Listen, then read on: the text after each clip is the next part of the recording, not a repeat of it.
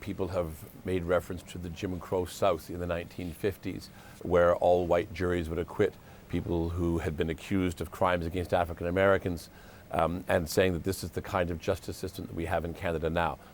It's not the kind of justice system that we have in Canada now. We don't know what went on in the jury room.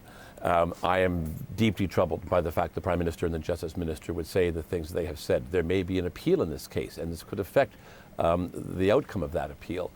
I think we have to accept the fact that we did not know what went on in the jury room.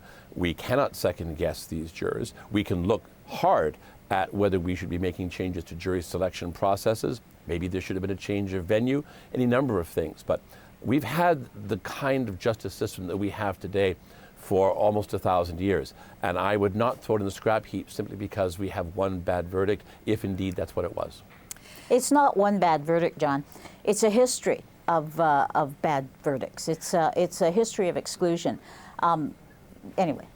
So I think that go ahead, you know, I can ahead. understand the argument of that lawyer and the argument that you're making as well, but I don't think that's the crucial issue here. Vicki, you wanted to jump in? Yeah, I want to say that, you know, we've had the system for a while, but the fact that it routinely fails Indigenous peoples and Black peoples and other racialized communities means that there is a problem at the very heart of it. I think, you know, it fails to recognize some basic principles around how other communities organize, but also, you know, how it is that the justice system reflects largely, you know, the dominant community, and in Canada that's white people. And so, you know, if you look back at the Donald Marshall case, you know, the fact of that he was an Indigenous man was part of the reason why he was wrongfully convicted and served 11 years for a crime that he was wholly innocent of. And that's, you know, almost 20 years ago. We've always had this problem within our criminal justice system, and it's something that we've never actually fully addressed. You know, we say that we spent a lot of money, but when it comes to reforming the criminal justice system in service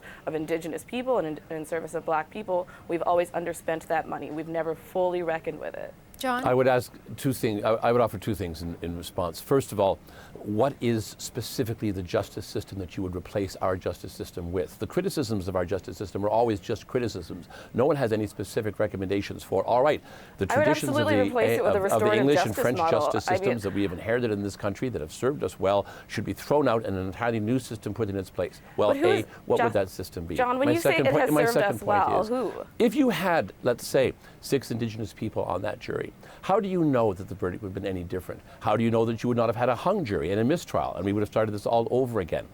I'm not saying that I'm happy with this verdict. I'm saying you're throwing too much out with the bathwater. I'm not throwing anything out, and I'm saying that routinely people have suggested alternative models for justice. A restorative justice model would not have required a jury. It would have required a much more full reckoning within the community. There are many other forms of justice that exist elsewhere that are worth looking at that we've never fully and truly paid attention to. And especially when it comes to Indigenous communities, and there's a locality and a physical space in which justice must be served, especially in Battlefords, I think it's worth looking at.